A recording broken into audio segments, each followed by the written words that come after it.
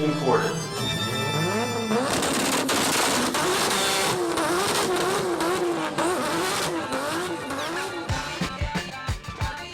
Hey, what's up? Welcome back to episode 11, JDM Imported Podcast. I am your host, Dante Prinzo, owner-operator of Elusive Auto Co. For those of you that don't know, this is a podcast tracking all things JDM and behind the scenes of my startup business, which is a little over around a year old now. And total transparent window of my life, importing cars and getting this business into brick and mortar. So let's kick it off. So a little spring cleaning, little follow up here. As we do, we're going to go over a show. We're going to go over a company update. What's been going on since my last podcast? A little feedback and review of the Clean Culture Show, which was my first vendor experience here in Carolina. Went really well. We'll dive into that.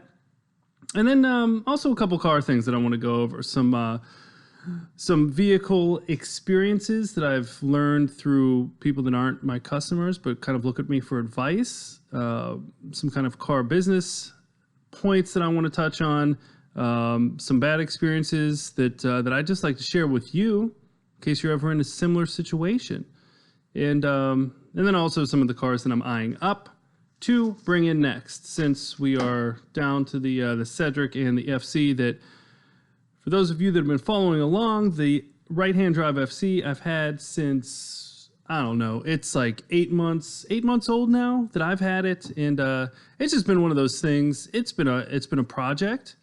I want it to be really nice. That's, as with any car, it's a little overboard sometimes with me, but it needed paint work, the bumper had a crack in it, fitting a body kit, blah, blah, blah.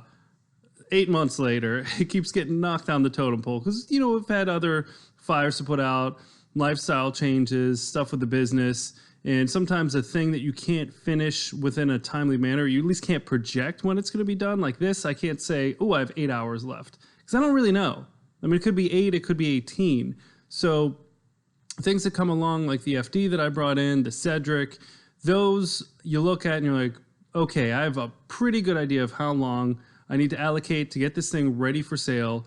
And it's just easier when you're scheduling, because, I can burn a week on the FC and still not have it going and then have other things sitting. So, yeah, that's where that is. And first off, story time. Let's get into a little story time. If you've been following, you remember maybe 3 episodes ago when I got a little bit of a punch in the face from the North Carolina DMV from someone that had a gross misinterpretation of the whole law of bringing 5 cars in, just purchasing and selling 5 cars in North Carolina. So, but I got that figured out. Plus, I kind of helped the timeline with the business move forward, which is a stressful thing, but a good thing. Thought I was all good there. Had another occurrence today. This is it's so fun. I love it. You just never know. You never know what you're going to get. You have your folder full of stuff. You go to the DMV, business as usual, and you never know. You never know when you're going to get thrown in an interrogation room and, again, threatened with fines and arrest. I just think I really enjoy it. I really enjoy kind of getting my day started and being like, yeah, I'm just going to knock this out. This is just merely a check on my list of 10 things that I want to knock out for the day. And I love when it just kind of typhoons into like a 2.5 hour stress fest. It's super sweet. Obviously, I'm laying on the sarcasm thickly. But yeah, so, my company truck, the Honda Ridgeline, the car that I purchased really for my own use and just to do the mobile detailing, to, pick up a car when need be, all that stuff, kind of the do-all vehicle. So I finally get around to getting the title work done on this car, because I purchased it through auction at Copart. I won't go into too much detail because I covered it in the past, but, I purchased it. I then had it scheduled. It took probably a month to get it fixed, just some alignment issues with the tailgate. It was rear-ended, things like that. So I wanted to get all that stuff sorted out, straightened out, and then take it to the DMV. pretty standard stuff. Go to the inspection station, officer comes out, looks at the car, makes sure the VINs are the VINs and, the wheels aren't hanging off by a lug.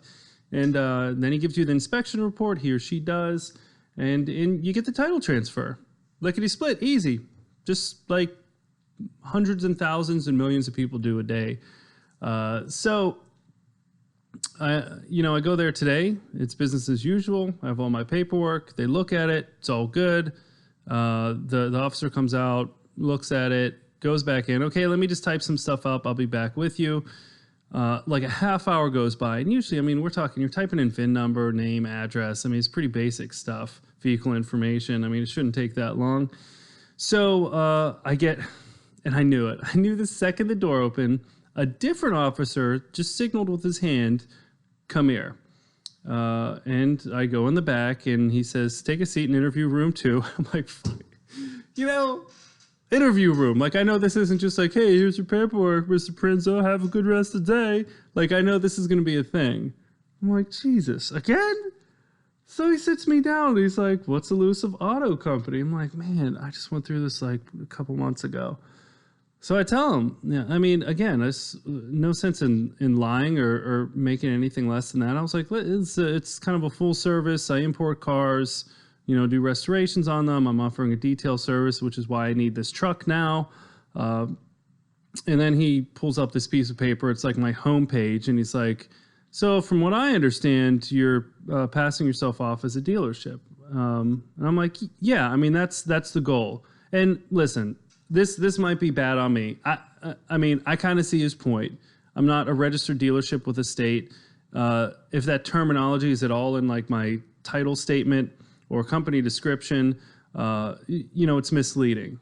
I struggled with that when I was putting it together, but I'm like, I know what the end goal is. I know I am going to be a dealership, and to do all this stuff twice, as far as the company description, the website and stuff, I'll take that one, right? That's on me. I probably shouldn't have used that terminology. I wasn't trying to be misleading because truly that's what I am and what I'm going to do. So I get that part of it. But he's like, so you're operating as a dealership, but you don't have a dealership license. I said, well, no, I offer other services, but yes, I have purchased and sold cars. And he's like, well, you can't do that. I'm like, well, my understanding, I could do 5 cars in a year. And he's like, oh, here we go. Yeah, the interpretation of this rule is wildly off. He said, each car is going to count basically as 3 strikes. Each is going to be 1 for a purchase, 1 for a title transfer into your name, and then 1 when you go to sell it. So technically in North Carolina, how this officer, this is now the 3rd separate, include a titles unit in Raleigh, the 4th different interpretation of this rule that's on the dmv.org website. So, killing me with this. So he goes through the same spiel just as that officer did a couple months ago, who I then went back to see, and he got reprimanded by his supervisor because he was, wrong. So I go, he goes through the whole spiel. He says each car counts as 3. I'm like, well, if it's 5 cars, that means like you can't even buy and sell 2 cars in a year. I was like, I'd be willing to guess the percentage is fairly high. People that just through circumstances of their life have bought and sold 2 cars within 12-month period time. Like I'm sure that there's not many outliers. That's probably fairly common for like a family maybe gets 2 cars in the same year. You know what I mean? Like there's nothing crazy or shady about that. So here's the lesson learned. And my lesson learned is by trying to be legit, register my company, register for taxes, all of that stuff. And obviously there's benefits because I can write off my mileage, my business expenses, things like that. But in doing so, I screwed myself. If I were just to do everything through my name, Dante Prinzo, I don't think I would have been on anyone's radar, and I probably could have bought and sold as many cars as I wanted, which, let's be real. At most, it's going to be 8 if I was really getting after it in 1 year when it's just me, But because of my business name, and they've kind of red flagged it already, he looked up the information, saw it again, and now I'm totally, like, completely blacklisted from registering any new cars at that DMV location because of, again, another officer's misinterpretation. So I told him that last time this happened, I spoke with the supervisor there. So I was like, can I speak with him? Because he aligned with what Raleigh said. And I was like, as someone that's trying to just do things by the letter of the law, like I'm trying to follow directions. I don't want to upset anyone's apple cart here. So I was like, I did my research and I talked to Raleigh, and Raleigh's the main office for you guys, from my understanding. And Raleigh says it's 5 cars. Like, it's you buy and you sell 5 cars in a consecutive 12-month period, not a calendar year, not, separate for buying it, another point for registering it, another point for selling it. They just said it's the completion of selling cars for profit, 5 in 12 months. And I said, so they're the ones that set your laws. And then he started interrupting me. I was like, well, can I just let me finish? I was like, so they set what your guidelines are. And then I was like, I was here 2 months ago. An officer told me each car counted as 2.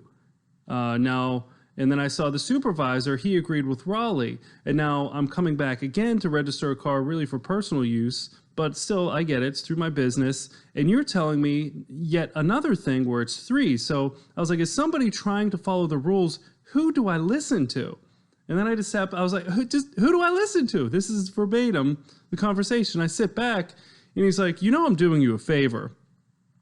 And I'm like, listen, no offense. I'm just trying to understand, to make sure that I'm doing things right, but then to also make sure that I can continue to do things, right? Because I'm, I can't get any cars in if what you're telling me is true, which I already kind of knew. I'm already in the process of getting the dealer license. Like, it's not, this isn't the news it was 2 months ago before I started the ball in motion. So, like, I'm not really stressing this, but I mean, he doesn't know that, right? So I'm like, who do I listen to? And he's like, well, if you don't want a record, you got to listen to me, because I'm the one you're in front of right now. So, and again, I mean, listen, I respect the police. I think they have a really tough job. I mean, not only are they dealing with, usually people that are giving them issues all day, they're dealing with dangerous stuff, but then they have to deal with this stuff and, like, understand the laws. Like, I get it. Like, I'm not sitting there saying that they should know verbatim everything, but let's just, at least, if you're not sure, like, bring someone else in. You know what I mean? Take a little slice of humble pie. Let's make sure we got everything. Maybe I'm wrong. Let's make sure we get another set of eyes on. But, you just come across these guys like I did today who, he wasn't a dickhead or anything, but he was just very matter of fact. And he's like, if you don't want a record, then I'm the one you listen to. Or I can issue a citation. You will then have a record. I imagine your record's clean. I said, yeah. He said, well, if you want to keep it that way, then I suggest you take this gracious offering of mine, which he let me then register my Ridgeline, which I'm like, obviously, I mean, I'm using this for, like, for personal use for my business. I'm not using it to flip it. And especially if I'm paying highway use tax and stuff like that, it's not on a dealer bond. You got to let me roll with it. But so anyways, he did me this, and I'm throwing the quote up, this favor by letting me out without, fining me. So, take what you want out of that one. I just like to share it because it's, I mean, these are the hurdles. Like, I hit it before and I thought I was good. I thought I was done. I talked to the supervisor, who I would think is the final word there. And when I talked to him 2 months ago, he's like, dude, just keep doing what you're doing. As long as you're not going crazy with it, if it's a couple more cars this year, whatever, you won't get any grief as long as you're, in action to get a dealer license. So I'm thinking, like, coast is clear. Thankfully, I didn't start shipping some other cars in, but I mean, now I know if I do, I'll put them in my personal name. I just think this is a little bogus that I'm trying to do things the right way through a business and through a business name to keep it kind of all trackable and cohesive. And I mean, obviously that's what really alerted them. My name would not have, absolutely, for the times that I'm in there, this would have not been an issue whatsoever, because I can't imagine it could be, because there are too many people. I know for a fact in my neighborhood alone that have purchased 2 or more cars and sold them in a year. I mean, just think the basic family. Like, you buy a car for yourself, maybe your wife buys a car, Both your names are on both the cars, so that counts as two. And then maybe you have two trade-ins, right? I mean, so that's your allotment for the year? That's going to put you over? Like, it's to me, it's just, that interpretation sounds nuts of the rule to count each car for three instead of each car as one. Because, yeah, I mean, I'm looking around out my window and I can like look at two houses right now that I know for a fact they bought and sold two cars in a year. Like, get out of here with that. But anyways, moving on. I'm just shrugging that one off. It's all good. We're gonna keep, we're gonna keep things rolling here. I still have the Cedric to sell. I have my M5. I still have the Cedric. So got a lot of things to clean up before the end of the year. And you know what? Maybe the move into brick and mortar is going to be even accelerated more than we originally thought. So because I mean, if holding myself accountable for my goal, I'm like at 10 or 12 months out from my goal of being in a brick and mortar. Listen, I'm gonna go on record. I think I'm gonna do it early. I think I'm gonna get there before that, because really, by the time I get rid of these cars, that I sell what I have here, and that with us moving, I think we're gonna be ready before that, and I really want to shoot for that because. Once we do that, I will then be able to get, I'm probably looking at how I'm queuing things up now, like 4 to 5 cars at once, which will really start some nice inventory. And as those start rolling, can start growing from there. So we'll be good. We'll be good. I'm excited about this. This type of news, and this is just kind of lesson anyone that's going through shit, even if it's stuff in your job, even if you're not trying to start your own business, kind of these hurdles. I mean, if you let them be walls, you don't get anywhere. Always look at them as hurdles, because, I mean, what happens when we watch the Olympics? You watch a hurdle race, Do some hurdles get just knocked over? Yeah, and for the most part, the runners keep going, They might even fall, but they will get up and continue to go. But if you look at it like that wall, like, race is over, right? You're not finishing. You're not going to get to your goal. And that's just... I mean, I've been through so much of that just in my professional life, and then also starting this business, that it really, I mean, it's merely a speed bump. Like, it registers for like, and listen, I'm human. I'm gonna be pissed. Like, I left today, I'm like, you gotta be kidding me with this bullshit again. But 15 minutes, I'm over it. And then talking to you guys helps tremendously. So that's where we're at with the business, with the inventory right now. I am going to start, I'm going to start putting some more stuff on the website, because obviously I need to have my hands out in everything and get an awareness. So I had some, and I'll tie this in with the next thing on our list here to talk, is the clean culture show that I went to. I was a vendor for. So I use this as kind of a testing ground, right? I had like enough space for 2 cars, but since I just sold the FD, I was planning on taking that and the Cedric. I just took the Cedric. Good enough. The thing's a land yacht. And it took up all the space. I parked it sideways. It's all good. And in a 10x10 tent, I had a little table. I printed out some brochures for like the importing company, just kind of examples of stuff that I bring in. And then also I printed out some information on my purchasing service, which, I mean, really, I can't officially roll out. I think it's going to kill. But I can't officially roll out until I have a dealer license. It's just not worth the risk. I will gladly run into these DMV issues for myself. But when someone else's car and money is involved, I will not take that risk. Not even remotely interested in that. I don't care how profitable it could be, how anxious I am to start it. I'm going to wait until I can do that legitly. But I wanted to use this as a test, kind of a case study. So from the mobile detailing business, I printed up a brochure. It took me probably 8 hours. Then some information on the importing side. So, and if we're going to be talking a lot of, car heads, I can get some good feedback. Like, what are they receptive to? Do they think that that's a cool idea? Are they patient enough? Would they see value in, bringing a car in that maybe they pick if it means they have to wait 3 months to get it? It's easy to say for a lot of people, but when you're ready to go, and it's the difference between that and like, can I just get something like shipped here and have it now or next week? I wanted to test that out, but so far, people seem pretty receptive. So I used it for that. I also used it just to kind of polish up how I set up the booth, because I want to do this again. So, I had a 10 by 10 tent. I did some vinyl cutting. And again, this is another thing I want to talk about with relying on other companies or farming out some tasks to other professionals. Man, one thing I've been finding is sometimes it's not worth it. For the however many hours, maybe 2-3 hours it takes me to get somewhat, I don't even want to say proficient, but able to like stumble around a vinyl plotting program enough to do stuff and to get a cheap plotter and this heat press. I'll tell you what, every time I've tried to deal with someone else, it has not saved any time, and in most cases, and it's always more money. So, my point with that is my tent. So, I got a 10 by 10 tent. It was a nice quality one. It was like 220 or something like that. Solid canvas, and it's not all wrinkly and stuff, and the legs are straight, and it's a decent tent. So I got that. I got a table, cool cloth and stuff, and instead of getting the vinyl printed on, because I come to find out of that racket, listen, it's way better quality, but the companies that do the printing on the tents, I mean, for that tent would be like $700-800, like nuts. Maybe if I'm doing huge trade shows, but really, let's be like, I just want my company name, logo, some contact information. So then I go to a place and talk about just getting some vinyl cut, because my machine can absolutely do it, but I'm like, if they have like better quality cuts. Well, they did some tests for me.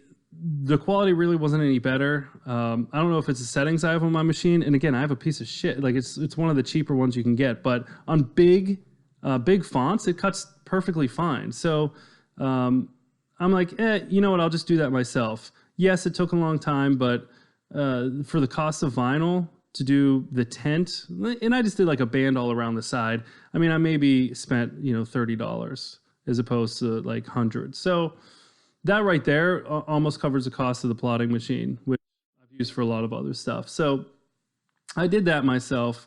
I then wanted to test on this experience because, I mean, let's be real, like, not to toot my own horn. I'm comfortable around people, talking to people, sparking up conversation with strangers. So like that part was good. Like I was rolling with that, then kind of seeing how to like incorporate other people, because it was really, I was like at the center of the entrance because I got there first, which was kind of ridiculous. I had the best spot, and there was like really big t-shirt vendors and stuff, like people that actually did like some serious product movement there, where I'm just kind of promoting my little garage built business. You know what I mean? Like it was almost silly, but whatever. I got there first. I'm like, well, I might as well be right in front. And it was right where like the two-step, the limbo, all those contests were going on. So I constantly had people around the tent. So, just kind of getting the most out of your time, like giving free stuff away to get people in, like, cooler of water, stuff like that. Really wasn't necessary, but something I see, I mean, for some other shows where maybe there's more vendors, I think would be the thing to do, handing out like beer koozies, whatever it may be. I mean, these things are super cheap. We're talking 30 cents a piece sometimes if you get a big run, or pens, or, whatever it is. I think water's kind of the way to go in these outdoor ones. But, so you're kind of seeing what other people are doing, what draws people in. My tent was pretty busy because the Cedric got a lot of attention. It was, I mean, I really detailed the thing to the nines, and it was gleaming. It looked beautiful there. White Cedric. My tent was white with black letters on it. So all that was going good. My table, I had like, I had my iPad set up with some videos. I made some of the car video walkarounds on YouTube on loop. So that's like a little more engaging. You have that. And then I had my pamphlets for the cleaning, my pamphlets for the importing. And then I brought like some little JDM trinkets. Like I had some gauges and stuff that I took off a Skyline. I had some old shift knobs, like little anime girls holding up the business card. Like I had fun with it. And really what I found, and what I thought was beforehand, it ended up being proved correct, is, just icebreakers. Like this shift knob that, this old one shift knob that I had, that was actually off a 39 Mercedes. And, the anime girls, the story behind that, because I spent $80 in Japan trying to get them out of one of those crazy machines, because once you're like $40 in, you refuse to leave with nothing. So you're like all in until you get that stupid thing. So, you had like all these icebreakers, but, and it helped get in my flow of like, incorporating more people in the conversation, like 2 people looking at the Cedric, someone else is waiting at the booth, kind of getting everyone together, giving the whole spiel without being like salesy, corny, like, hey, yo, this is my dealership, and yeah, like none of that stuff. We're just car guys talking cars. So that was great. I learned a lot about setup, if I can do it myself, if I need someone there, doing it quickly, efficiently, and again, kind of learning about where I should be putting efforts, because yes, I'm looking to expand what I do, and quite frankly, for revenue. Like, I need other ways to bring in revenue. That's why, as mentioned, previously, I started the mobile detailing, because this is something that I want to incorporate in the dealership when I have a brick and mortar, is really fine detailing for people that are super particular. We're talking from like, dyeing upholstery, paint correction, like the more of the detailing that takes a little bit of artistry as opposed to just cleaning. Obviously I wouldn't turn that stuff away, but so that stuff, I had pretty good feedback. I also, so bring me back to the point of farming out tasks to other companies. So, I went to this local vinyl sign shop, right? Now I have all this heat transfer vinyl for the shirts, and I was going to make like 20 shirts because I think I have a pretty cool design. It's not the company logo. It's the JDM yourself, but it's all in Japanese except for yourself. So people always think it's like, swear word or something. But anyways, it's a pretty cool design. I think I've gotten decent feedback from it. And I'm like, all right, I'm just going to like run 20 of these. I'm going to run 20 of them, take them to the show. I have like green, white, black, 3 different t-shirts designed. Then I was going to do a couple special editions with cheetah print, which I think would have been so dope. Like cheetah print and seafoam, they would have looked so cool, like real JDM. But so in the vinyl transfer stuff I use is it's really nice. I've used it on personal ones because I've tested this for a while. It's super thin, super soft. I've washed and dried in some of the older ones that I made at least 15 times. They still look great, no peeling. So I'm like, okay, so now I feel comfortable. Like I have the shirts figured out, the blanks that I like, that fit good, that wash good. And, the stretchy heat transfer vinyl that is a pain in the ass to cut, but it lays really nice. And I know it has the longevity. So that's what's most important to me. Now with my machine cutting this stuff, it's so thin, like it cuts it, but weeding it. And for those of you that don't know, weeding's like if you have the letters cut out in a vinyl machine or the sticker, you need to peel all the vinyl around the leather or the letters to expose them. That's called weeding. Now, with this heat transfer stuff that's super thin, stretchy, kind of rubbery and gummy, like on the corners and stuff, it just, unless you have a really good machine, it just doesn't complete the cut. So there's a lot of like free handling with an X-Acto knife. You can't just peel the vinyl back. It would take per logo, sometimes like a half hour to weed it. And then like you might get almost done and screw it up and you just have to throw it away. So it was a huge pain. I'm like, man, for me to do 20 of these, like, it's going to take me forever. So I'm going to take them to the professionals that have the $5,000 plotter that is, super detailed, works fast. Have that. I'll take my material because they don't have any of this material. Take it, have them do a test cut, make sure the settings are set in, and then have them do the run for me.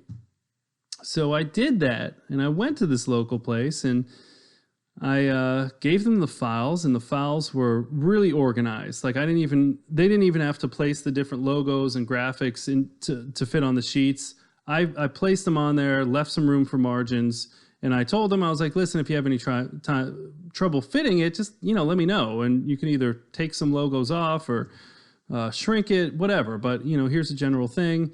And they did some test cuts. It came out great. And I said, okay, so just remember, it's heat transfer, so it's got to go face down. So it needs to be cut mirrored, which just means it needs to be cut backwards. Now that in any software program is a click of one button for vinyl cutting software to make whatever design it is mirrored. So all of them but one needed mirrored. So I had all the files just normals because I wanted them to, I think from a viewing standpoint, you can see them better and you just remember to hit mirror before you go. So boom, I dropped off all the different colors. I had notes on all of them. And I even gave them the settings that they gave me from last time, just in case they lost them. So I gave them a week head start. A couple days rolls by. What's going on? Oh, we got a big project coming in. We didn't get to it. Okay, all right. We're getting like Wednesday. The show was on Saturday, so I'm like, okay, well, Thursday, Friday night to finish it up. Then, okay, I'm fine. Thursday comes around. We had an issue. We had an issue with one of your things getting jammed. I'm like, okay, well, why didn't you call me? They're like, oh, well, yeah, so the black got ruined. I'm like, okay, well, what about the other ones? Well, we just stopped once that got ruined because we wanted to hear from you first. I'm like, no one reached out to me. Oh, sorry. Must have been an oversight. So Friday rolls around and I go in to pick it up. They're like, it will absolutely be free or be done by then. I roll in Friday at like 11:30. Luckily I did, because again, lesson learned for anyone running a business or any service industry, just communicate.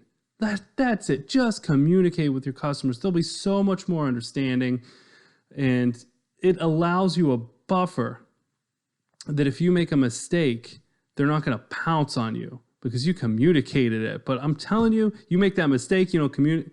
So I get there like at 11:30. I see a sign on the door. They're closing early for the holiday because this is Labor Day. I'm like, if I came in a half hour later, I'd have nothing. And I would have been absolutely livid. But anyway, so I get in. And lady shows me, she's like, I got some bad news. She's like, well, your margins were too narrow or too wide on this sheet, the teal. I'm like, I told you, adjust them or tell me. Why would you cut it if it was outside the margins? I don't know what your margins on your machine are set. Mine are half an inch. Apparently hers are an inch. How am I why do I need to be the expert on your equipment? I'm hiring you for your expertise to help me out, to take the stress off, to save me some time. Like, that's why you're involved in this. And that's what I tell myself anytime someone reaches out to me about anything. Anytime they send me a DM or an email with a question about a car they're looking at, not even from me, that's why I take that shit seriously and I answer and I give information. Because there's too many people that are just floating around out there. And there's too many companies that are just like, the communication's just nonsense. Absolute. And listen, I get I'm not like a $5,000 client that needs a billboard on the side of a building. But then don't take my work if you're not going to do it and you're going to half-ass it and I'm going to get some shit. So, okay, so my teal, totally trashed because she printed it out without checking the margins. This is pretty basic stuff. I've been using the plotting software for like 6 months. I know to check it. You're a professional. Okay, so now my teal, which means like my cheetah print and teal special, like my limited run ones, that's just shot because no other color was going to look good with cheetah print on a black shirt. So sweet. So, okay, scrap that. So the cheetah print ones were cut and they came out fine, but I'm like, okay, I can't really use them for anything. The sheet of black got jammed in the machine. Stuff like that. Listen, it happens. I'm not stressed about that. I have a lot of extra black, which I actually cut at home to get ready for the show. And let's see what else. The red, forgot to cut it mirrored, so that I couldn't use. And what else? There's one. Oh, and then the gold, half of them came out good. The other half, I think it was a margin error. So I was able to make maybe 4 shirts. And I had enough for 25, actually. I gave them enough things so I can make 25 shirts. So, and the stuff that came out didn't go together. So I really had nothing. I mean, let's just be real. I had nothing. So it was the Friday before the show. I'd use my cutter, my plotter, and overly ambitious timeline. I'm like, I'm going to do it myself. 4 a.m. comes around. By the time I finished up all my print stuff and brochures, I'm like,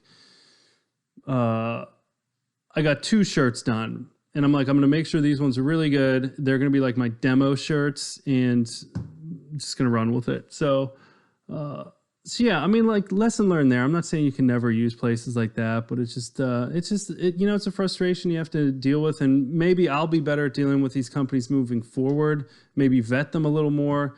I'm just from the school of thought that I shouldn't have to vet. Like, if you're in business as a professional at a very finite thing, like making signs or dry cleaning, whatever it may be, like, just be the pro, right? Like, you shouldn't expect your customers to know more about starch than you do if you're a dry cleaner. You know what I mean? Your customers shouldn't know more about the software you use if you're, it just, it's exhausting, but it's like, this is probably one of my biggest pitfalls. Well, one of the things I need to work on the most is wanting to do everything. And unfortunately, stuff like this just fuels that, because I want to know how the branding works. I want to know how the shirts work. I want to know how the vinyl works. I want to know how, and then, of course, everything with the cars, mechanics, detailing. Like, I want to know how all that works. So I can, if I do need to hire someone to do it, I know how to get to the right person. But what I'm saying is, I don't think you should have to be as curious and as vested as I am to make it happen. And it's just, it's an unfortunate thing out there. That there's just a lot of companies in business, but not businesses that are companies, if that makes sense. And if it doesn't, think about it. Well, so anyways, that's my experience with that. I totally got sidebarred, but listen, that's what these podcasts are about. When you're trying to be transparent, sometimes you get on a little tangents. And there was one for you. So, and again, I hope you learn something from it. If you don't, you think I'm just like whining about it, whatever. But hopefully, if you come across something like that, it can save you a little bit of time. Just to spend some more time, not just go with the company that's the closest or that's the easiest, just to spend a little time vetting up front, because it might save you a ton of time on the back end. And really, if they're unsure about what you're doing, for my best analogy is like, if you go to a shop, you have an RX-7, you have an FD, right? 13B, 2 rotors. So you take it to a normal shop that does imports, right? Like whatever, like AB imports down the street.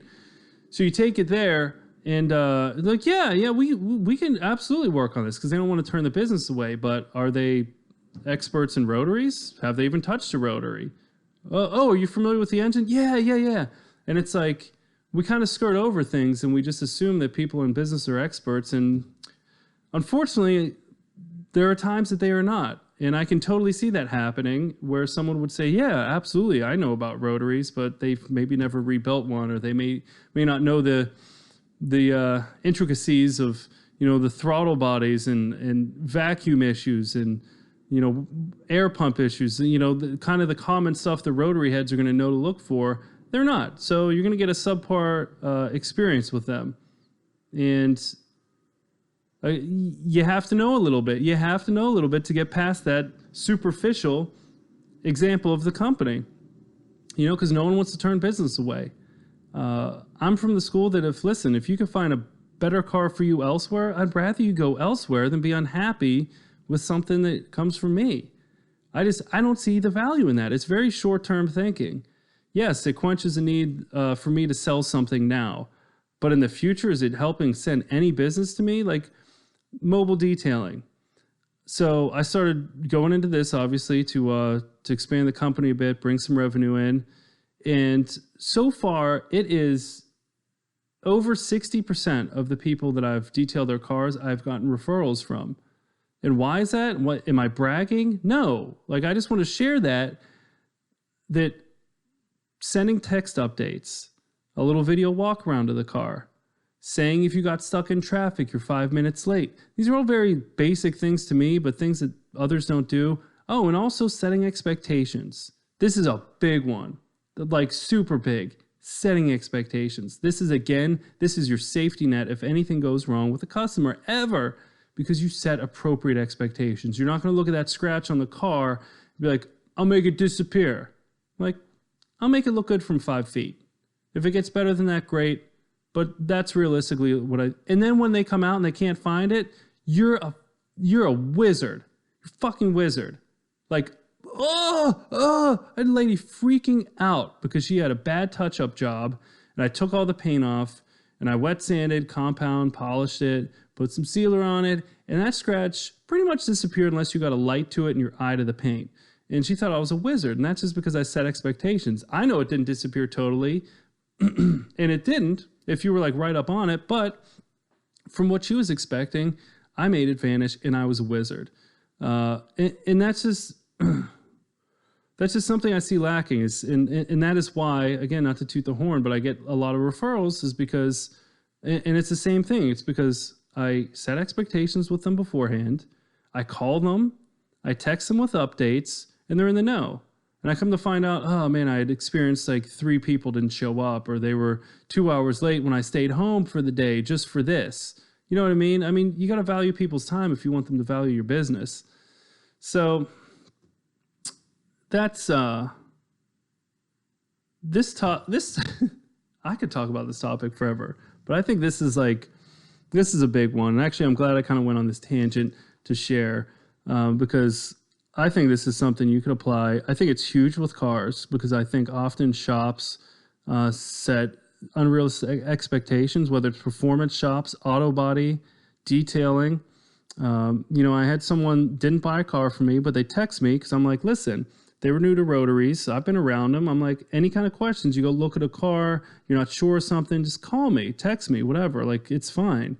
That's what I'm here for. Like, I'm not just going to sit here and spout about, oh, I want to create community and then, be up my ass all day. Like, and not want to give my time up and just kind of go back on that. Oh my God, I'm totally losing focus here. Totally brought it. But no, so I had this, well, I can't even call him a customer, but anyways, he went somewhere and he was like, yay, what do you think about this FD? I said, yeah, it looks good. Check this, that, and the other. He checked it. I was like, what are the compression numbers? He gave me 3 of them. I said, now make sure is that 3, are those 3 numbers, or he gave me 2 numbers. I was like, are those the max or the average per rotary or per rotor? And I'm like, what was it per pulse essentially? So you should get like 3 readings per revolution, right? Or so.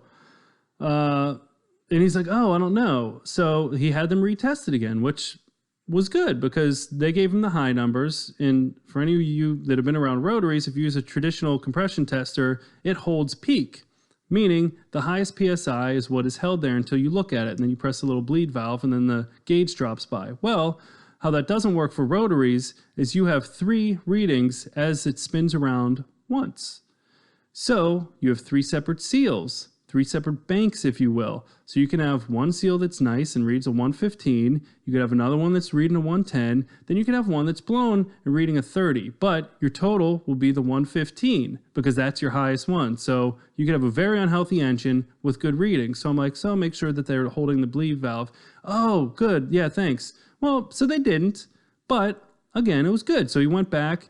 Good readings. He showed me the live video and stuff. I'm like, yeah, that looks good.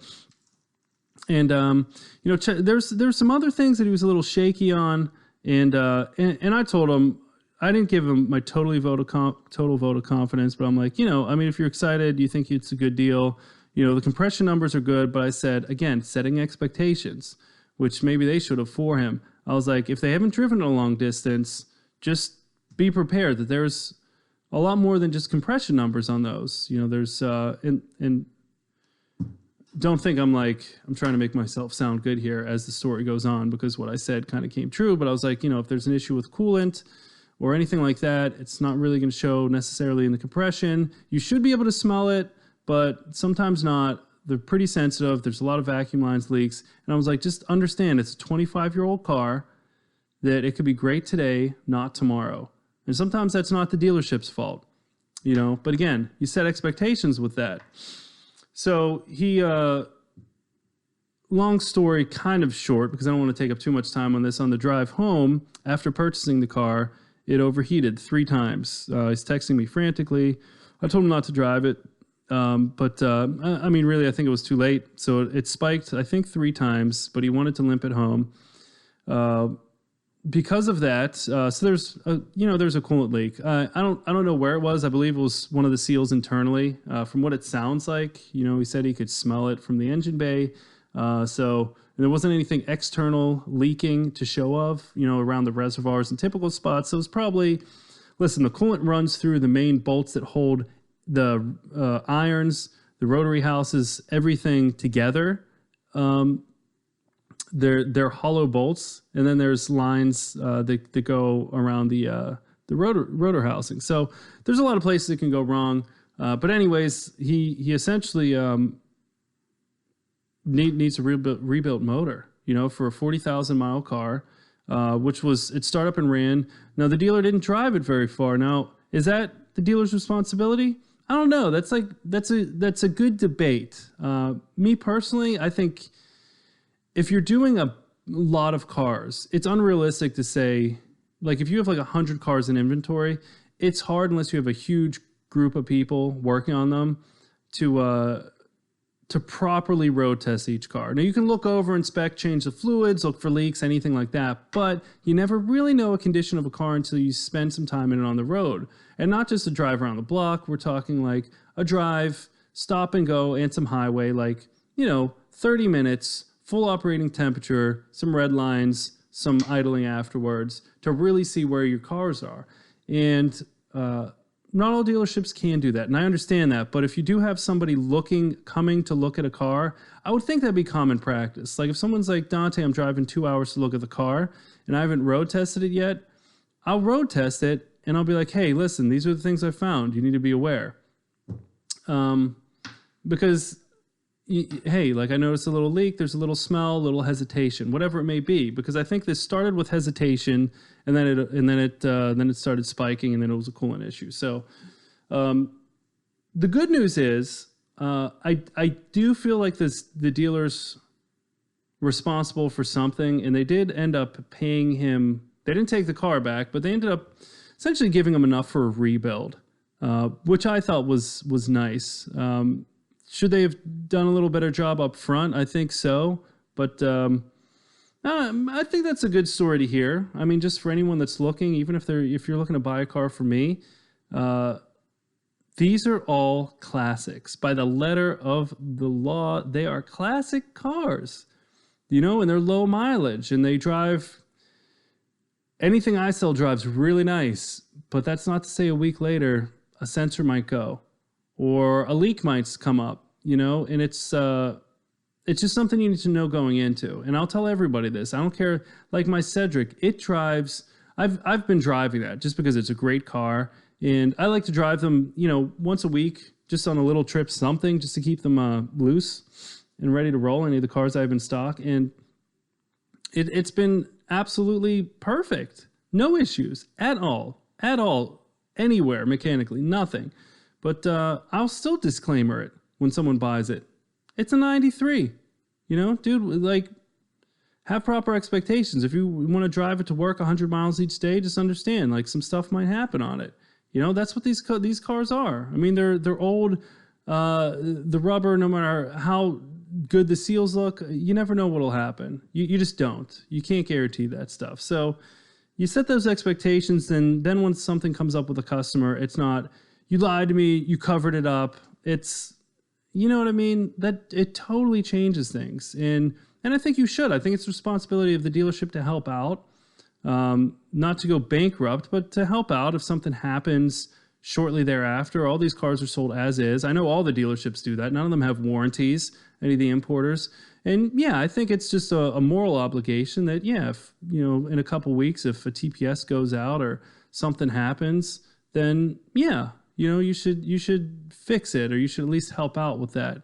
I mean, stuff like clutches. I mean, if those are good or not. If it's slipping, you tell somebody that. It's not like it just goes. And so usually it's kind of minor things, I mean, usually if a motor's not super healthy, if it's puffing smoke, but yeah, I just think it's good practice for dealerships to set expectations. Let me know what you think as a consumer, as a buyer out there, even for those of you that are in the industry and have automotive related businesses, how that works for you. But I can't tell you enough how important I've found it to diversify what I do. I mean, obviously I can't just do cars right now, importing them, because I can't bring in enough to really sustain, but all this other stuff, selling t-shirts, these are all things that I wanted to offer under the company anyways. And they've really helped me kind of hone my vision towards, what will be the meat and potatoes, which is the car dealership side of this thing, as far as dealing with people and seeing what works. And that's why I love, like, when you communicate with me, when you DM me, when you email me questions, experiences, I can't tell you a better education in business than stuff like that. because that's when you have your finger to the pulse of the consumer. You can deliver what they want rather than what you think they want or they should have or what their expectations should be, because you never really know until you ask or until you hear it. It's all speculation from there. It's all assumption. And one thing I learned about assumption, it's rarely correct. It is just that, an assumption. The same chance it has of being one way, it has of being the other way. So, nonsense. But anyways, I heavily digress. Yeah, that was a fun one. Actually, I hope you got something out of it. It took a turn, but anyways, to recap. So last podcast, I did not too many people. I got to be straight up. Not too many people jumped in on the giveaway, but that's cool. I don't expect a lot of people to jump in on it because I don't have a huge following. It's a pretty niche podcast here, but there was a winner that I've reached out to. I'll probably try again later today and see if they want to be on the podcast as per my giveaway rules. But it'll be again $100 coupon off Rotoform wheels. I'll send out a T-shirt, some stickers, and some time on the podcast if the winner wants it. So I'll reach out to them if that person doesn't get back to me in a week or so. These things are going to be pretty loose since I'm not giving away a freaking car or anything like awesome. Give them like a week or so. If I don't hear back, I'll pick the next person in line. And probably, I'd like to, depending on schedule, have that person on the next podcast. So listen for that. You might have...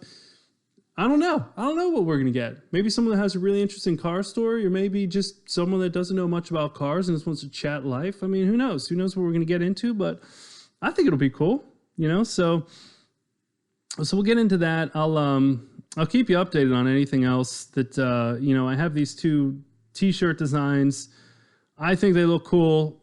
Let me know. I'm going to put them on my website within the week here. I just want to get some nice pictures of them and stuff. And, I have everything set up for payment. So I'm going to put them on the website. I'm going to keep them kind of cheap.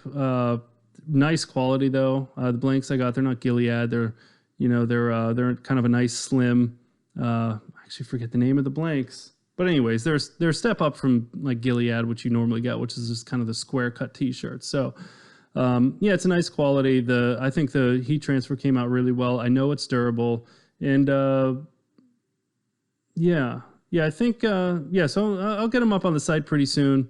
I'd appreciate your help sharing the word. If you're getting anything out of this, share it with someone that you think might get something out of it. Whether it's just this episode or just one previous one. I don't even care if they follow me. Just if they can get something out of it, share the episode with them. Let them know that I'm available to chat. I always am. I always get back to people, even if it's not same day. I do what I can. So bear with me if you've sent any questions and I haven't gotten an immediate response. In days when I'm out on site, detailing, it's tough. Come home and then the family, and then I'm trying to catch up with other business stuff and spreadsheets, and you got to keep the priorities prioritized, if you will. But anyways, look forward to talking more to you guys out there. Let me know what you think about this. Any feedback on the shirts, what I said, good, bad, indifferent, always welcome. And keep tuned in for the next car. I'm probably going to do one more this year since I have 3 to sell. I think I can get away with bringing one more in. And I'm really between the Lancer Evo 2 or AutoZam AZ1. What do you think? AZ1s are crazy. Jay Leno's ruining it for all of us. He had it on Jay Leno's garage, and those things have skyrocketed in Japan. And then stateside, of course, it'll follow suit. But they've gone a lot more expensive. But I just think this time of year, it's time to bring in a rally car. So I'd like to bring in a WRX or an Evo. I'm prone to the Evos just because we never had that generation of Evos. So, let me know what you think about that. If we can get something a little different on the road here. And then I'll sell these rear-wheel drive cars hopefully in the next coming months. I'll keep you posted. And thanks again for listening. As always, Dante at elusiveautoco.com. So that's ELUSIVE autoco.com. Email any questions. Of course, you can DM me, social media, everywhere. The Elusive Auto Co. will be the name.